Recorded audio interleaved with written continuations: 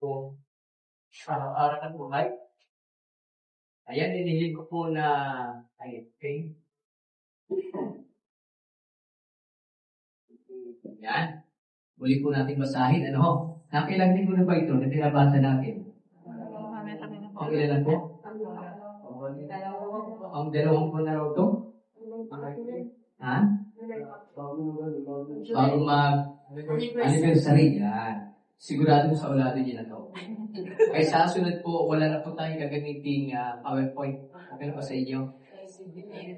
Okay. Sige po, ating pong basahin na dito tayo. Kaya, umayo kayo, gawin ninyo alagad po ang mga tao sa lahat ng bansa. Bautisman ninyo sila sa pangalan ng Ama, ng Anak, at ng Espiritu Santo. Turuan ninyo sila sa lahat ng iutos ko sa inyo, hanggang sa katapusan ng panahon. Wait of Diyos, pagkabasa ng salita ay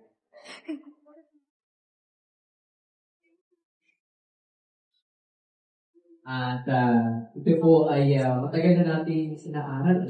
Napakalawak pala ng The Great Commission, dakilang atas ng ating Panginoon. Napakalawak. Hindi natin kayang tapusin sa loob ng Psalm 1. Dahil ito po ang ating paksa. Ating pong inaalat. Ano ba ang mga napaloob po dito? Kaya tayo kayo manalangin muli, dakilang Diyos na aming Ama. Kayo po ang aming dakilang guro, na aming pinapagturo sa mga kapatid. Kaya po, Panginoon, turuan niyo po kami. Inyo pong ipaunawa, Panginoon, sa amin, sa mga salitang ito. Ito ay matagal nang naganap. Mula pa, Panginoon, sa mga alagad. Ngunit salamat po, Diyos. Inyo pong sinasariwa sa amin ang iyong mga salita upang maunawa po namin at masundan. At ito po ay may pamuhay po namin sa araw-araw. Kaya po, Panginoon, hayaan mo na kinilos po kayo at maunawaan po namin ito.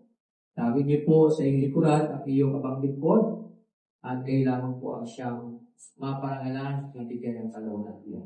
So, mga kapatid, ang aming dalangin sa pangalan ni Jesus. Amen. Amen. Purihin po ang Panginoon. At ito po ay mayroon ng dalawang one, na ating pong tinatalakay na kayo humayo. Sino po dito humahayo na? May humahayo pa sa inyo o kaya pero kayo nakausap na tao? Meron kayong nakausap, ay bahagi ninyo si Kristo, ang inyong pananampalataya, o kaya nakausap ninyo, naging inyo pong kaibigan, prospect. May kapitbahay na nakausap, kaibigan, ka-chat, ka-text, katawagan. Meron ba kayong nakausap? Sino po may nakausap na? Posible naman, wala kayo nakausap, sa loob ng isang buwan, posible po yun. Naniwala po ako na bawat sa atin meron pong nakausap. At naisingit ba natin ang Panginoon kahit sa isang saglit? Naisingit ba natin sa usapan? Naipag-pray ba natin sila? Meron po ba? Amen. Salamat po sa Panginoon. At pinapatunayan po na ang Diyos ay buhay po sa atin. Buhay. Ibig sabihin, sa araw-araw na ginagawa natin, mayroon pong ginagawa ang Diyos na paraan para tayo po maging kabahagi ng kanyang dakilang gawain. May dakilang gawain ang Diyos ang mundo ito. At habang abala ang mundo sa lahat ng bagay, ang Diyos ay gumagawa. At ang job rin ay abala-abala din. Sa paggawa ng kasamaan. Sabi nga po ay 24 oras hindi siya tumitigil. At ang mga anak ng Diyos, isa po sa binigyan ng atas nito na tayo po ay gumawa. Unang-una tayo po ay umakbang. Yan. Ano po ang titilis ka? At paplano ka at gagawa ka ng paraan upang mangyari po ito. siya po ay utos. Si disipulo ni Kristo, gusto niya na tayo po ay sumunod, pumayo. Kaya kailangan po dito, mga kapatid, ang positibong pananaw sa buhay. Kapag hindi po natin alam yung positibong pananaw sa buhay, eh, hindi po natin maintindihan. Ano? Kaya nga po, mga kapatid, unang-una, sabihin natin basahin, bakit ang positibong pananaw ng mga disipulo ni Kristo? Bakit daw? Bakit mahalaga po ang positibong pananaw ng mga disipulo ni Kristo? Ano pong itinuturo sa atin? Alam niyo, ibig sabihin ng positibo?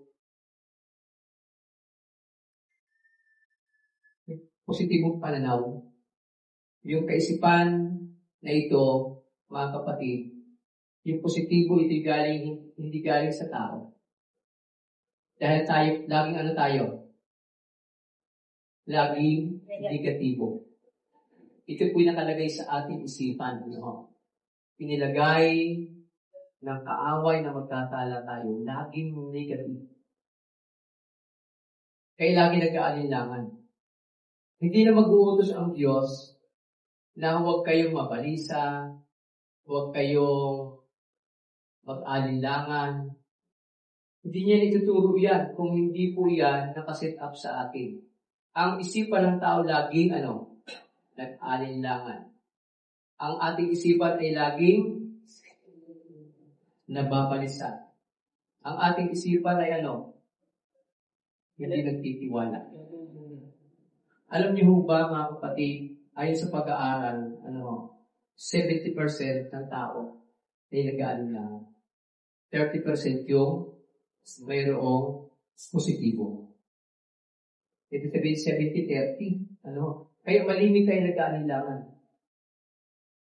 Yan po ang nakalagay. Ngayon, nais ng Diyos na burahin yan. Ang pagkakaroon ng positibong pananaw ay nagbibigay daan sa mga disipulo ni Kristo na mas magtagumpay sa kanilang misyon at magdala ng kabutihan sa mundo. Kapag positibo, ang ating pananaw sa buhay. Kaya nga po, mga kapatid, pag hindi positibo ang pananaw sa buhay, hindi po natin magagawa. Kasi lagi tayo nag-aalinlangan. Malimit na isip natin, nakakahiya, Ganun ako dati, At alam ko, meron din kayong kanyang karanasan. Nahihiya, o maging, masupla, o kaya parang napaka-cornet pakinggan. Yan po ang nasa isip, ng mga tao. Ngayon, ang mga disipulo ni Kristo dapat, para magtagumpay sa kanyang gawaing misyon, dapat magkaroon ng positibong pananaw. Ano po yung naisituro ng Diyos? Positibong pananaw. Sa pagsulong sa paggawa ng mga disipulo ni Kristo, mahalaga ang positibong pananaw. Ayon po sa turo, dito po sa ating binasa, nais po ituro ng Diyos na maging positibong lahat ng tao. Bakit kahahayo? Kung hindi positibong yung pananaw. Bakit naman ako susunod? Paano ako kikilos? Marami, paano ako gagawa? Buhay ko nga, kulang pa. Marami akong ginagawa. Marami akong dapat napuntahan. Marami akong papalahan. Bakit ako hahayo? Yun po yung mga positibo, ang mga negatibo na nasa isip ng tao. Ngayon, nais ng Diyos, sabi niya, sa kanyang mga alagad, humayo kayo at gawin ninyong alagad ko ang lahat o ang mga tao sa lahat ng bansa. Unang-una, isipin natin, iba-iba agad yung ating mga isip. Mahirap humayo. Unang-una, mahirap makipag-usap. Pangalawa, iba ang kanilang lingwahe.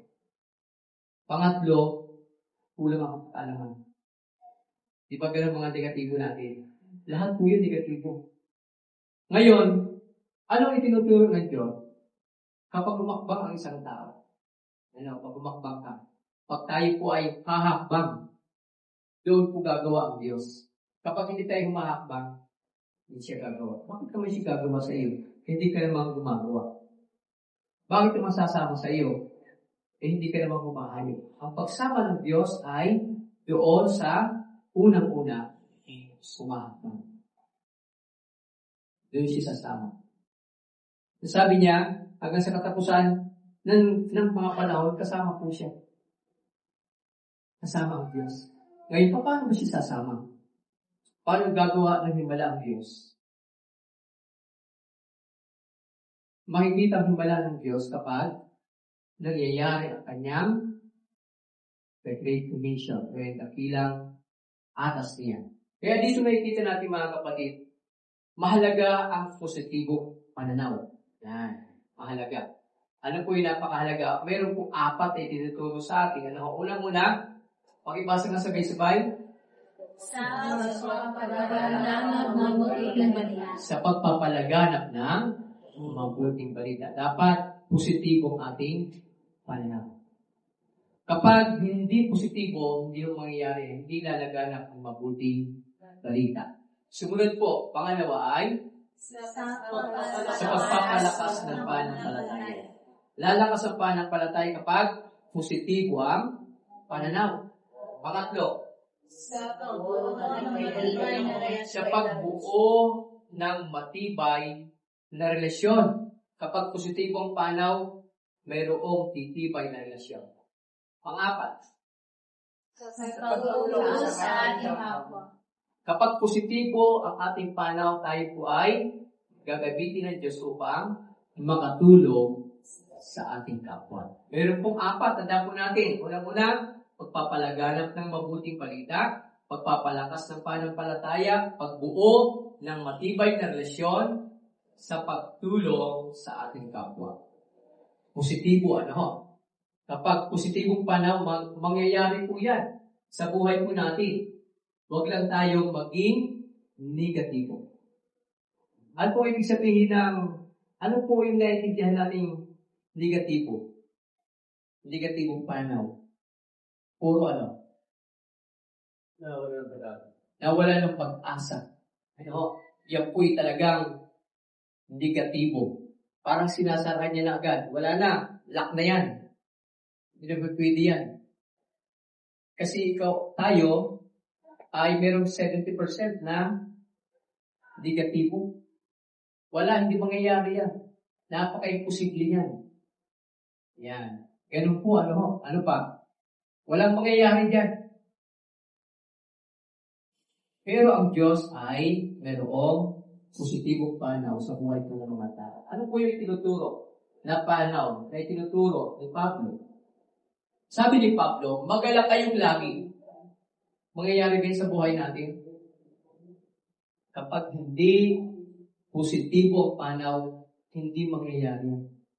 Si Pablo, habang sinusulat niya po yan, siya po ay nakakulong. Ang positibong panaw na itinuturo ni Pablo, magalak kayong lagi sa Panginoon. Inuulit ko, magalak kayo. Ano pong panaw na itinuturo ni Pablo? Magalak. Yun po ang pananaw na itinuturo ng Diyos sa atin. Ano man ang dumating sa atin. Anong itinuturo? Magalak. Ang hirap, di ba? Yan po ay positibo pagtuturo ng Diyos. Yan po ang itinuro ng Diyos kay Pablo. Sa lahat ng mga pangyayari sa buhay niya, tinuturuan siya ng Diyos na magalak lagi sa Panginoon. Magalak ka lagi sa Panginoon. Huwag kang malungkot. Matutuwa si Satanas kapag ikaw ay malungkot. Sa mga nangyayari sa buhay mo kapag nalungkot ka, nako, natutuwa na si Satanas. Ang hirap, Kasi ito po ay positibo pananaw. Hindi natin kayang magalak sa gitna ng mga problema. Hindi tayo magagalak kung wala po tayong pera. Di ba? Hindi ka magagalak kapag may mga pagsubok. Kapag tayo may karamdaman, hindi tayo magagalak. Bakit po? nakalagay sa ating isip ang negatibong pananaw. Kasi negative tayo. Pero itinuturo ng Diyos ay positibo. Bakit ako magagalak? Meron nga akong problema sa buhay. Kalokohan yan. Malungkot tayo. Bakit po? Meron tayong negatibo. Kaya nga dito itinuturo mga kapatid. Sabi ni Pablo, ito pa, si Pablo nakakulong. Ang kanyang kulungan mga kapatid ay hindi lang kita liwanag. Pero sabi ni Pablo, ipadama ninyo sa lahat ang inyong kabutihang loob. Si Pablo nakakulong, merong ibang klase ang pusa sa kanila mga kapatid. Yung kahoy na binutasan, yung pibinyak sa gitna, yung ipinapasok ang paa. At yung kanyang posas, merong kasamang nakapusas din na sundalo. Ganun po sa kanila ang nakakulong. Hindi ka talaga makakawala. Kaya pero si Pablo, kahit yung gwardiya, ng kulungan, yung wardin ay kanyang nabahaginan. Ganun, bakit po? Meron siyang positibong pananaw. Hindi na ako magbabahagi, nakakulong na nga ako Bahala kayo, mamatay kayo dyan. Kayong mga sundalo, mapahama kayo. Pero si Pablo, kahit meron siyang posas, kahit siya nakakulong sa hindi naman masama ang kanyang ginawa, pero siya nagbabahagi ng salita ng Diyos. Kahit na pinapahirapan. Bakit po? Positibo ang mga siya. Hindi niya tinitingnan yung kahirapan. Sabi ni Pablo, malapit nang dumating ang Panginoon. Doon pa yun. Huwag kayong mabalisa tungkol sa anumang bagay. Imagine mo, ipapayo si Pablo. Nakakulong. Ang itinuturo niya ay magalak. Kasi gagamitin niya pa ang kanyang sarili para ipadama. Paano mo ipapadama? Ang kabutihan, ikaw nga nakakulong. Iba kung ano-ano ng mga sinasabi niya. Diba? O puro negatibo lumabas sa kanyang bunganga. Pero si Pablo, ipadama ang kabutihang loob. Sa kabila ng mga ginawa sa kanya, ipapadama niya ang kabutihang loob. Ito ginawa sa kanya ng Panginoon. Ito ang kanyang naramdaman. Kaya ipapadama niya. Kahit doon sa mga nakakulong, sa mga taong nagpakulong, sa mga taong nanakit sa kanya. Sabi niya, ipadama ang mabuting kalooban. Napakahirap. Tayo hindi pa tayo sinasaktan.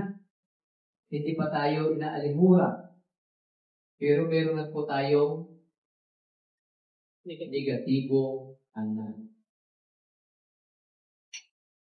Dito tinuturo ng Diyos. Unang-una, huwag kayong mabalisa sa anumang bagay. Sa halip, sabi niya, hinginin niyo sa Panginoon o hilingin sa Diyos ang lahat ng inyong kailangan. Itinuturo ni Pablo maging positibo ang pananaw. Kahit sa mga bagay na mahirap. Kahit sa mga bagay na mayroong masakit. Masakit na kalooban. Masakit na katawan. Dahil siya po ay nakapusas. Pero sabi niya, huwag kayong mag-alinlangan sa anumang bagay. Bakit na kaya? Totoo ba yan sa ating buhay na hindi talaga alinlangan sa lahat ng bagay? Tayo, nag-alinlangan tayo, di ba? Sino po rito hindi nag-alinlangan sa lahat ng bagay? Pakitaas na tayo. Lahat tayo nag-alinlangan. Pero turo ni Pablo, sa kanyang buhay, kanyang naranasan, huwag kayong mabalisa tungkol sa anumang bagay. Itinuturo ni Pablo ang positibong pananaw sa mga taga-Pilipos. Ito po ang pananaw ng mga disipulo ni Kristo. Kapag disipulo ka ni Kristo, ang ating pananaw positibo. Hindi tayo nagtuturo ng negatibo. Amen po ba mga kapatid? Amen. Sabi niya, sa halip, hingin ninyo sa Diyos ang lahat ng inyong kailangan sa pamagitan ng panalangin may pasasalamat. Ang lahat ng bagay, dapat ang ating pagtingin ay laging positibo. Okay ba yung mga kapatid? Yun po'y tinuturo ng Diyos. Ano pa ang tinuturo? Kaya sa papalagat ng mabuting balita, sa positibong panaw, mas epektibo. Ano ho? Mas epektibo natin may papalaganap ang mensahe ng pag-ibig at pag-asa dala ni Kristo. Baka mamay nangangarap po tayo, negatibo yung ating kaisipan. Ano? Mangyayari kaya ito? Halimbawa, ikaw ay mayroon kang gustong kapatid, gusto kong gumaling eh. Bigla tayo nagturo, naku, akit na yan. Naku, cancer yan eh. Hindi ka nagkagaling. Naku, yung tao na nilapitan mo, lalong maghihina. Bakit po? Anong nadinig niya? Negatibo. Sabihin natin, cancer na yan, brad. Bilang araw ka mabuhay sa mundo. Ibig tatagal pang buhay, lalong Inalina. Kasi bakit?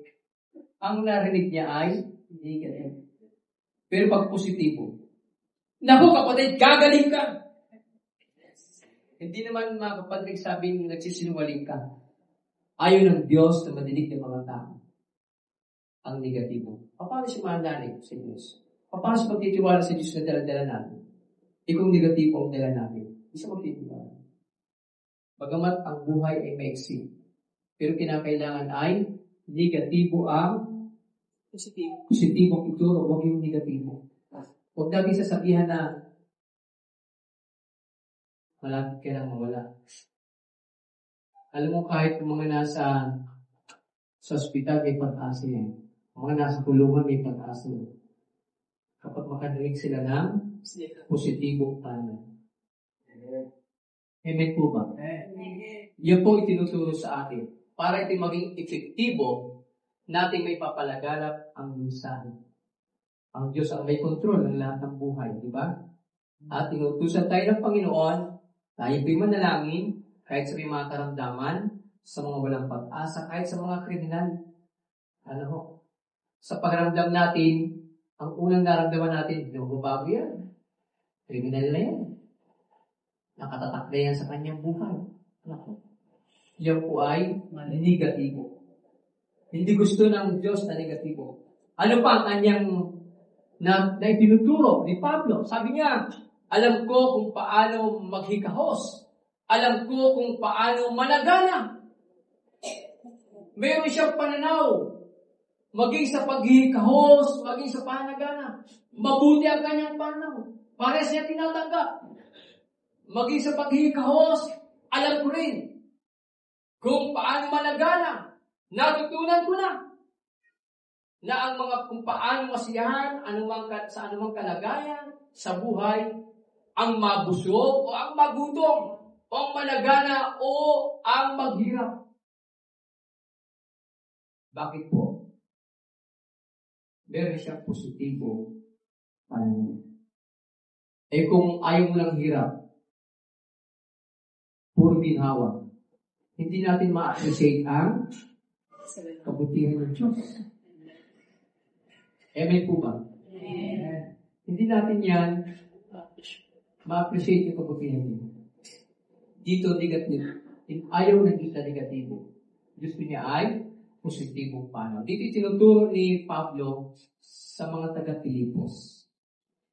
Sabi niya, tinitingnan niya ang lahat ng bagay bilang isang positibo. ang maghikahos, ang magutom. Lahat tinitingnan niya yan. Hindi negatibo. Hindi positibo. Eh kung tayo, nako, ang maging lingkod ng Diyos, kinakailangan maghikahos? Kailangan ba maghirap? Kasi bakit po? Yun po ang nakalagay sa ating isipan. Ayaw ng Diyos na maging negatibo ang mga Kristiyano, lalo na mga disipulo ni Kristo. Ayaw niya. Mapupula namin. Yan ba ang mga born again? Yan ba ang mga Christ-believing congregation? Ang dala-dala ay puro negatibo? Naku, nawala na ang tunay na pananampalataya. Kasi bakit po? Kinukundin natin, kukundin tayo. Humusga. Ano po, hinadis na agad natin. Ayaw ng Diyos na ganyan. Kaya sabi rito ni Pablo, ang lahat ay positibong pananaw. Siya po ay maghikahos, siya po ay managana, siya po ay mabusog, siya ay magutom, siya ay maghirap. Meron po siyang positibong pananaw sa mga bagay na ito. Tinitingnan niya ito bilang isang positibong pananaw sa kanyang buhay. Kinakailangan ko ito para ako'y lumago, ako'y lumakas, lumalim, tumatag. Salamat, Panginoon. Ang lahat ng ito ay magagawa ko dahil sa lakas na kaloob sa akin ni Kristo. Ito po yung positibong pananaw. Magagawa ko ito dahil sa lakas na kaloob sa akin ni Kristo. Magagawa ko ito. Hindi dahil sa aking kakayanan. Hindi dahil sa aking kakarunungan. Magagawa ko ito dahil sa lakas na kaloob ni Kristo. Bakit po? Meron po siyang positibong pananaw sa Diyos. Ang lahat ng bagay na nakikita niya, positibo. Salamat, Panginoon. Mayroong mga ganitong sitwasyon. Hindi niya sinisisi ang mga bagay, mga nakaraan. Hindi niya sinisisi ang mga kahirapan. Yan po ang positibong pananaw, mga kapatid.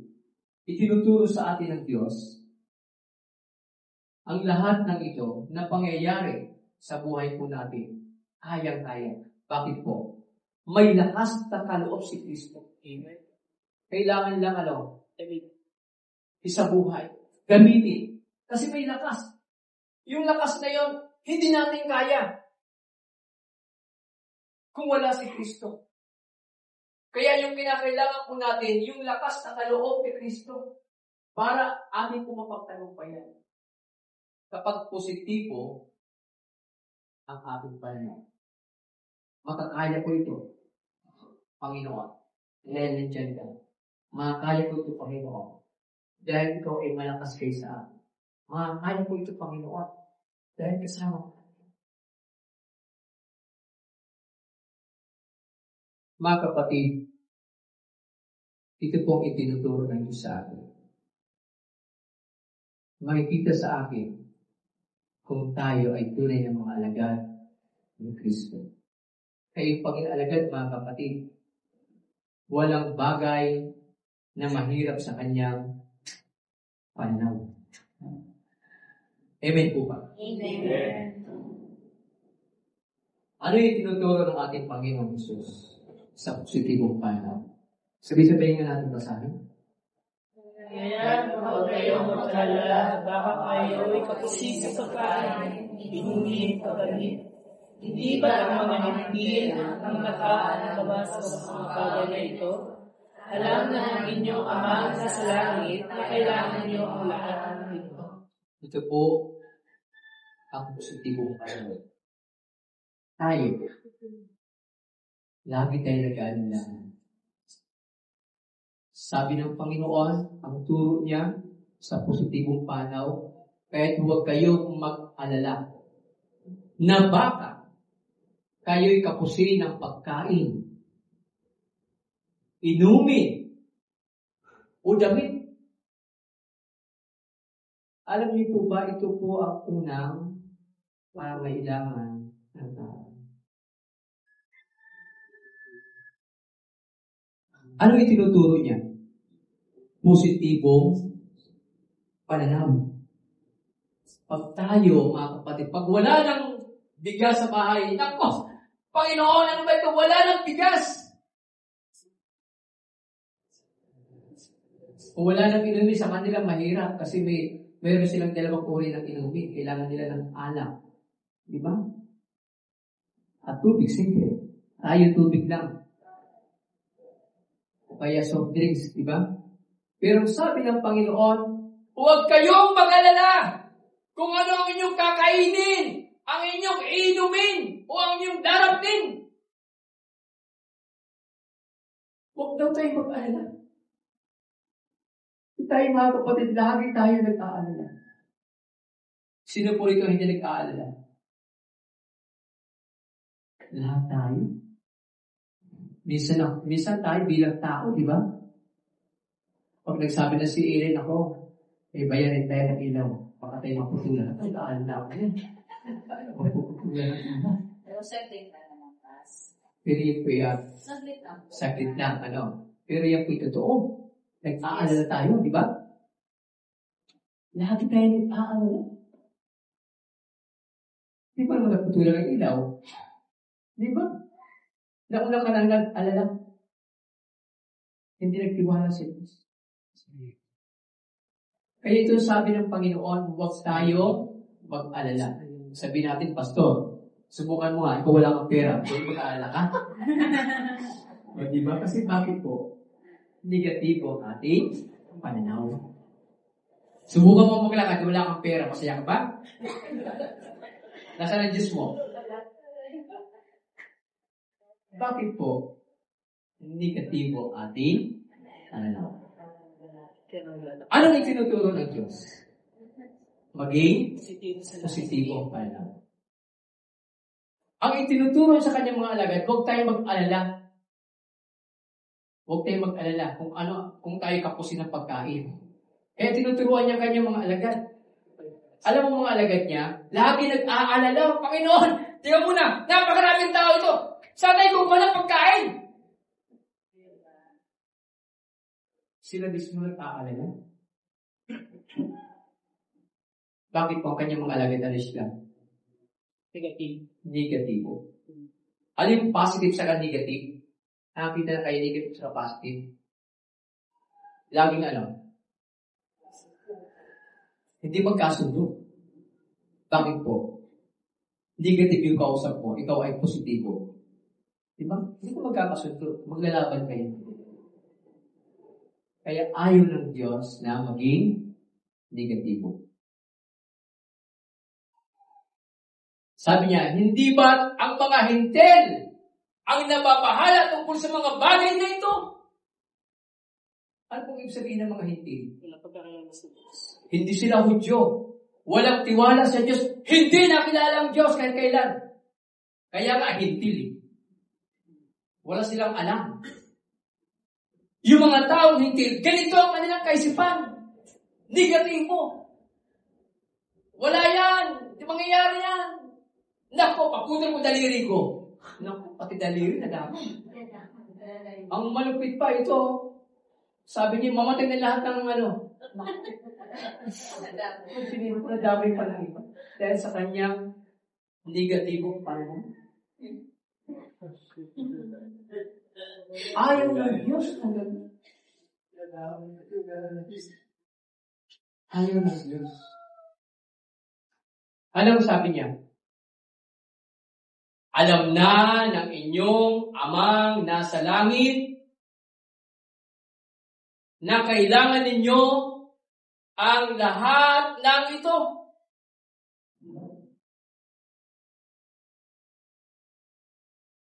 Pero tayo po ay nag-aalala. Ang dakilang Diyos na lumikha ng lahat ng bagay. Ang lahat ng kanya ginawa, kahit kailan ay hindi naging failure o nagkulang o kinapos.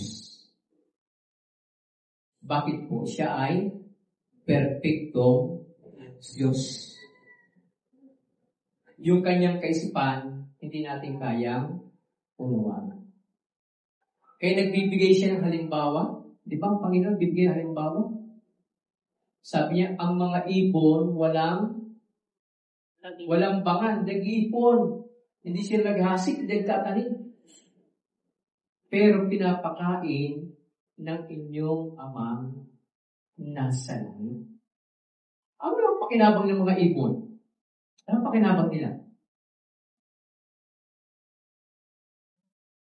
Sila'y nasa kagubatan, di ba? Pero sila ginugutom. Sila sabi niya, hindi sila gasik. Hindi sila giipon. Hindi sila katulad ng tao. Pero sabi niya, higit na mas mahalaga kayo kaysa mahal dito. Ano po itinuturo ng Diyos? Positibo pananaw. Pagtitiwala. Kapag hindi tayo nagtitiwala, hanggat hindi nagtitiwala sa Diyos, hindi mangyayari. Pero ang lahat ng pangailangan, alam ng Diyos. Alam ng Amang nasa langit. Tayo po, di ba, gumagawa, mayroon tayong karunungan. Kaya natin mag-isip. Yung mga ibon hanggang doon sa paglipad, pagtuka. Di ba? Pagkalat ng mga buto. Kasama sila sa nilikha ng Diyos para gawin ang kanilang gagawain. Ang mga anak ng Diyos, higit sa lahat, alam ng Amang nasa langit na kailangan ang lahat ng mga ito. Ano pa ang kanyang itinuturo? Ngunit! Sabi-sabihin natin basahin. Ngunit higit sa lahat ay bigyan lahat ninyo ang kaharian ng Diyos at ang pamumuhay na ayon sa kanyang kalooban. At ibibigay niya sa inyo ang lahat ng bagay na ito.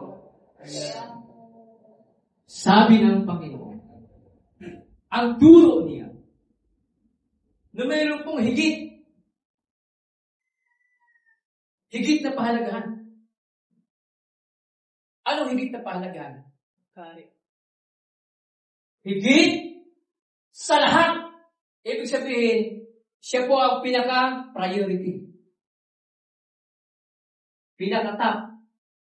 Higit sa lahat ay bigyang halaga.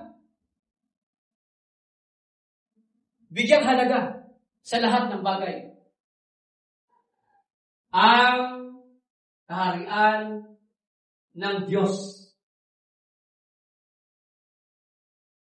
Iyan po positibong pananaw na itinuturo ng ating Panginoon.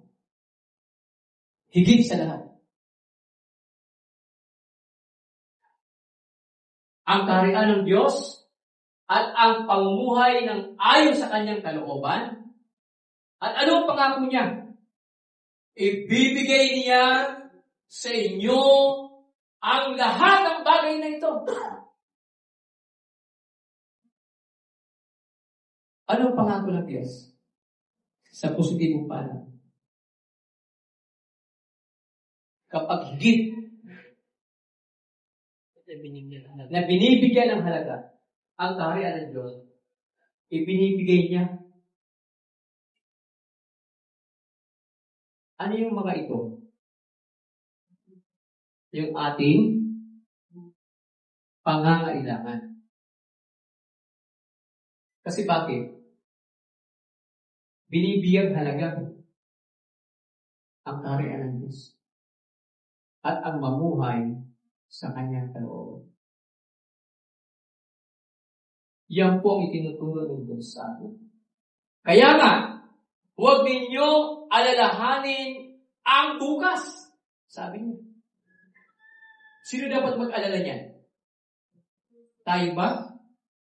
Sino dapat mag-alala? Anong sabi niya? Sapagkat ang bukas ang mag-aalala sa sarili niya. Eh bakit? Yung mga bagay na yan ay ginagampanan natin. Di ba kinukuha natin yan? Hindi, kasalanan natin. Ba't natin kinukuha? Ang may problema pala niya, sabi niya, ang sarili niya, yung bukas, siya ang gagawa. Huwag ka mag-aalala. Eh, kinukuha natin yan. Kaya sabi dyan ang bukas ang mag-aalala, ibig sabihin mga kapatid, yung kinabukasan, hindi pa natin alam kung ano ang mangyayari. Pero tayo pinag-aalala. Naku, ano kaya bukas? Naku, wala na talaga. Di ba? Inaalala natin ang bukas. Mga Julie. Masabi pambira to, alam ko ito. Ako ang may gawa niyan Bakit inaalala niya bukas? Di ba? Pero hindi nga mawala sa atin yan. Amen po ba? Amen. Walang tao hindi nag-aalala.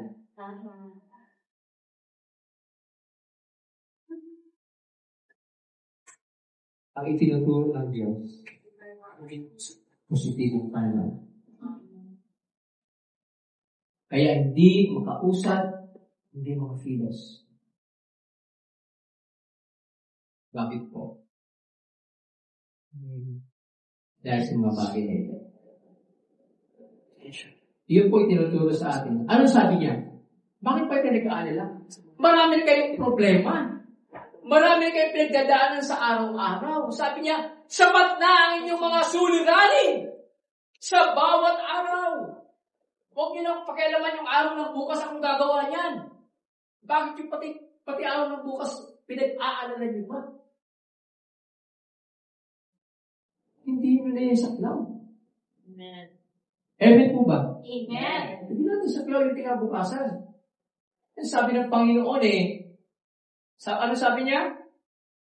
Huwag ninyong alahanin ang bukas sapagkat ang bukas ang mag-aalala sa sarili niya. Hindi tayo. Mga kapatid, naway maging positibong pananaw meron tayo. Then ayaw ng Diyos ng negatibo. Amen po ba? Amen. Yan po itinuturo sa atin ng Panginoon. Pangalawa, sa pagpapalakas ng pananampalataya, mahalaga yung mga kapatid. Kailangan lumakas ang pananampalataya. Anong susi? Positibong pananaw. Hindi lalakas ang pananampalataya kapag negatibo ang pananaw natin. Hindi yan lalakas. Pag usapang pananampalataya, mga kapatid, hindi mo pa natatanggap, inaangkin mo na, kinikilig. Wala pa. Tuwa-tuwa ko, sarap naman. May ice cream na ako wala ka pang ice cream. Ninanamnam na. Natataka ko. Kung di talaga ibibigay ng alam mo, gusto talaga ito. Tingnan mo na anak, lulutuan lang kita. Masarap na ice cream. Kung wala, alukuhan yung ice cream na yan. Wala yun. Hindi bibigay pag-iir ng bata ko. Nagtitiwala sa akin. Hindi ba kaya bigay ice cream lang? Bisa sa maliit na bagay kita aalala niya. Mga kapatid, itinuturo sa atin ang Diyos. Diba? Isa nakakaya sa Panginoon. Ang mga disipulo na may positibong panaw ay mas handang harapin ang mga pagsubok at hamon sa kanilang spiritual na buhay.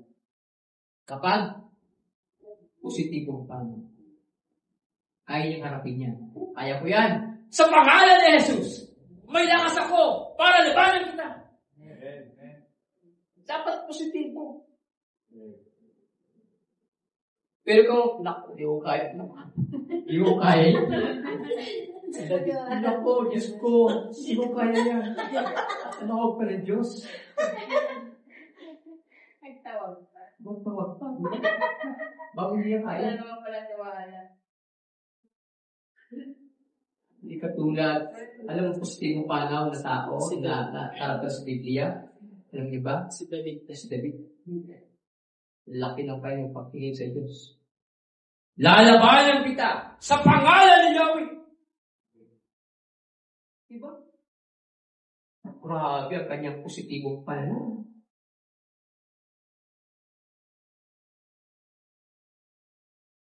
Si Moises, ano ang kanyang positibong panaw? Sinabihan siyang patatawirin. Diba? Ang mga tao. Nagtiwala siya, mga tao nasa likod niya, nagtitiwala. Bakit tatawid yan? Ang lalim yan. Saan tayo dadaan yan? Wala matulay. Diba? Hoy, Moises, diyan ba kami dito para patayin mo lang ba yung ibingan doon sa Ehipto? Sabi ni Moises, magtiwala kayo sa Diyos. Magtiwala kayo sa Diyos. Hindi nga, yan ang kalaban. Ang dami, papatayin na tayo. Magtiwala kayo. Tatawid tayo. Saan tayo tatawid? Diyan. Ano? Magtiwala. Pero sa negatibo, pananaw. Paano tayo tatawid yan? Dagat yan. Bangkain ka. Gagawin natin yung Moises. Kaya gumawa ang Diyos. Hindi kayang unawain, arukin ng sino man. Dumaan sila sa tuyong lupa. Paano pinatuyo ng Diyos yun? Pinag-aaralan ngayon, paano tuyo? Diba? Kaya sa Diyos walang imposible. Si Moises lang mayroong positibong pananaw. Tatawid tayo dyan! Tatawid tayo! Kahit hindi niya maalam kung saan tayo tatawid. Bahala ng Diyos! Bahala ng Diyos dyan! Di ba tumawid sila? Itinuturo ng Diyos ang positibong pananaw para lalong tumibag ang pananampalataya. Hindi titibay ang pananampalataya kapag laging positibo ang ating pananaw. Kaya nga, kayang harapin ang pagsubok at hamon sa kanilang espiritual na buhay kapag positibo. Kapag alagad ni Kristo, iba ang dating yan. Iba ang dating. Yung mahirap, sa kanya hindi mahirap. Hindi mahirap yan. Sandali lang yan. Yung parang hirap mo, makakaya ba natin yan? Walang posible dyan. Kaya yan. Nansali si Kristo. Pero pag sinabi natin, kaya yan. Hirap yan. Naku, maraming subok nyo. Walang yan. Naku, lahat na naging positibo. Naging negatibo. Wala nangyari. Si Moises siya lang ititiwala. May mga kasama siya, kahit kapatid niya nga nag-aalim pa sa kanya kinukondem siya. Pero si Moises, ibang kanya, laki ng kanyang pagtingin sa Diyos. Lahat ng bagay, si David, gano'n din. Iba ang kanyang pagtingin. Sa akin, napakalaki, kaya-kaya na siya. Gano'n ang itinuturo ng Panginoon. Nag-uumpisa ang matibay na pananampalataya sa positibong pananaw. Kapag hindi ganyan ang mga lagad ng Diyos, laging may hadlang. Kasi bibigay hindi wala namang pananampalataya. Pananaw pa lang wala na Bibigay pa natin dyan. Hindi na. Hayaan mo sila. Buti hindi ganyan ang Diyos. Tinuturoan pa rin tayo ng ating Panginoon. Pangatlo mga kapal, sabihin natin basahin. Pagbuo ng matibay na relasyon. Pagbuo. Ang positibong panaw ay nakakatulong sa pagbuo ng matibay na relasyon kay Kristo bilang magkakapatid sa loob at labas ng simbahan, nagpapalakas sa sama-samang layunin at pagsunod o sa pagsunod. Yung positibong panaw, malaki po ang tulong sa pagbuo ng isang matibay na relasyon. Kapag positibo ang pananaw. Amen po ba? Amen. Ang ibig sabihin ng positibong pananaw, mga kapatid, yung mahirap para sa atin, na iniisip natin na kaya ng Diyos. Hindi natin. Hindi natin kaya. Pero kaya ito ng Diyos. Iyon po positibong pananaw. Pag sinabi ng, kaya ba natin yan? Kaya ng Diyos! Kasama tayo, kumilos. Kaya. Pero pag sinabi, kayo na lang. Kayo nang bahala. Naku. Hindi. Kasi bakit? Hindi sama-sama. Watak-watak. Hindi lalakas. Kasi watak-watak. Hindi magpapatibay ng isang relasyon kay Kristo. Kapag watak-watak. Iba-ibang pananaw. At iba-iba na, negatibo pa. Hindi titibay ang pagbuo ng matibay na relasyon. Yan po'y tinuturo sa atin bilang mga disipulo ni Kristo. Ano pa? Pang-apat. Naku, pang-apat na. Sabi natin basahin. Sa pagtulong sa kapwa. Naku. Negatibo o positibo? Positibo. Ayaw ng Diyos na hindi mangyari. Hayaan mo sila dyan. Pag negatibo, hayaan mo sila dyan. Pag gutom sila, buti nga sa kanila. Asa-asawa sila, hindi lang kaya. Anong tawag doon?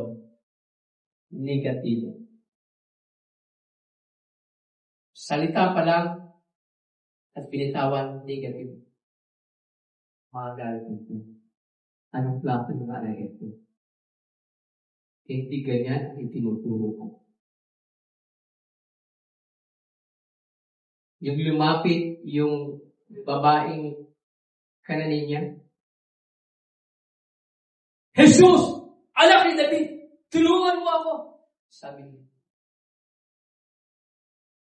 Hindi nagsasalita ang Panginoon. Nang magsalita, nilait niya. Hindi ako tinawag sa mga hindi nasa kawan ng Israel. Pinapaliwag ng Panginoon na hindi ko ibibigay ang pagkain sa mga aso. Sabi niya. Ang bigat isa na. Pero yung Kananinya, hindi po negatibo ang kanyang pagtingin kay Kristo. Sabi niya kahit yung mumo, kinakain din ng mga aso mula sa kanyang amo. Mayroon siyang positibong pananaw sa Diyos. Kahit na sinabihan siya ng ganoon, pero ang kanyang mga alagad, ano sabi? Tumigil ka nga dyan, huwag kang mga magsigaw na sigaw. Bakit mo kanyang mga alagad ay? Hindi. Buti pa yung Kananinya, sabi niya, kahit doon sa mga nahuhulog na mumo, pinakain din ng aso mula sa kanyang amo. Kapag ganun ang pananaw ng isang tao, natutuwa ang Diyos. Anong sabi niya? Anong sabi niya sa babae? Napakalaki ng iyong pananampalataya. Dahil sa kanyang meron siyang positibong panaw. Nagmumula doon. Kaya sinabi ng Panginoon, napakalaki ng iyong pananampalataya. Doon sa mga sinabi ng Panginoon, hindi po siya naging negatibo, kundi naging positibo pa siya. Ganon ang itinuturo ng Diyos sa kanyang mga alagad. Dahil ang kanyang mga alagad, puro negative. Sila magkasundo. Pero ang Panginoon ang tiyaga na magturo ng positibong pananaw. Mga kapatid, ang itinuturo ng Diyos sa kanyang mga alagad ay maging positibo. Amen po ba? Amen. Laging advance ang kanyang pagtingin. Na ang Diyos ang may gusto niya. Ang Diyos kahit kailan hindi nagduda. Hindi nagduda kahit kanino. Hindi na pinagdudahan kahit ang kanyang mga alagad. Bagamat alam niya ang lahat ng mangyayari magaganap. Alam niya nga si Pedro kakatwa siya eh. Pero hindi negatibo ang kanyang pagtingin. Kahit kay Judas, hindi negatibo ang kanyang pagtingin. Kung ikaw Judas, hindi na Uy, Judas, lumayo na yung mga dito. Kasalo ka pa namin sa Lord Supper eh. Ano ginawa ng Panginoon? Pinagsawsaw ng tinapay. Pinagsawsaw pa. Grabe. Judasin na siya. Pinagsawsaw po. Gawin mo na yung dapat gawin. Kabay, binigyan pa ng tinapay. Tapos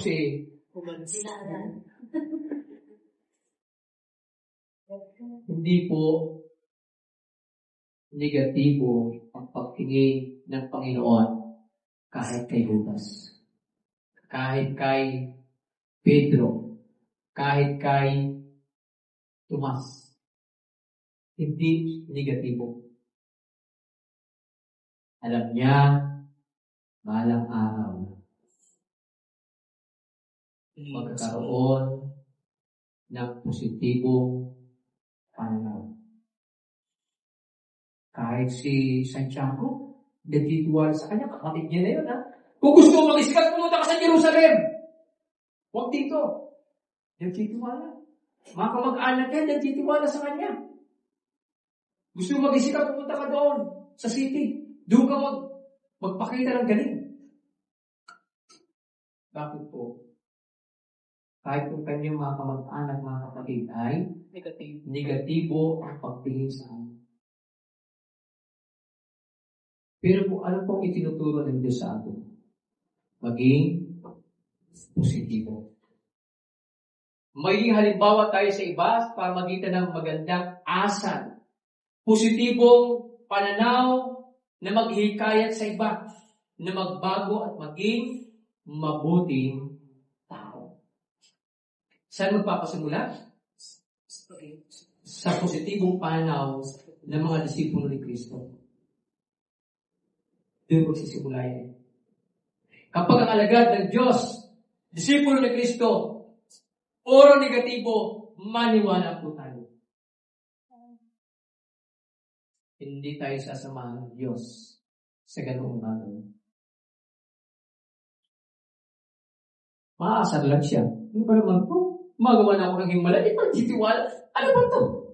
Ano mga Israelita? Marami na himalang ginawa. Bago nakalabas sa Ehipto. Hindi pa natitiwala. Siguro hindi lang 70. Sorry. Pero yung pong nakalagay sa isip natin. Gawa ni Satanas. Kaya ang bawat usipan mayroong tanggulan. Sa kabila niya, nag-aalinlangan. Kaya yan kung landingan ng kaawang. Huwag kang tiwala dyan. Huwag kang maniwala dyan sinasabi niya. Yan ang ginagawa sa landingan niya ng kaawang. Kaya lagi negative kung ginagawa. Ayaw ng Diyos niya. Ayaw niya na tayo ko'y maging negatibo. Ang mga alagad ng Diyos ay laging positibo. Sabihin natin, sabay-sabay, ang mga disipulo ni Kristo laging positibo. Hindi negatibo. Laging positibo. Kaya, sa ating conclusion, ibig sabihin natin ito sa akin, ang positibong panaw ay hindi lamang simpleng pagiging masaya o magaan ang loob sa kabila ng mahamon sa buhay natin, kundi isang pag-uugali na nakatuon sa pagharap mula sa sulong ng Diyos at pagkakataon na maglingkod sa bawat sitwasyon.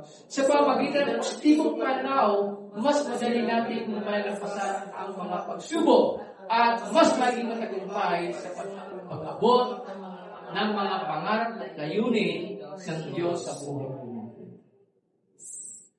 Yan po ang positibo. Ilan nga po yun? Apat.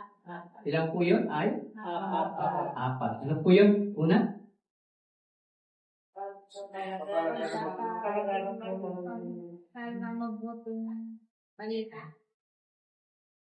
Pagpapalagan ng mabuting balita. Sumunod ay?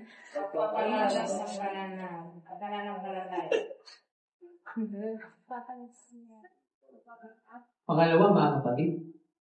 Pakiulit mo nga Ate Ella. Unang-una ay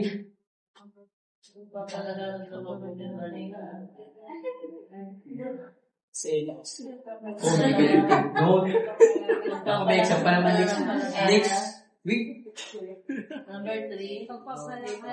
Pagpapalaga ng buhay na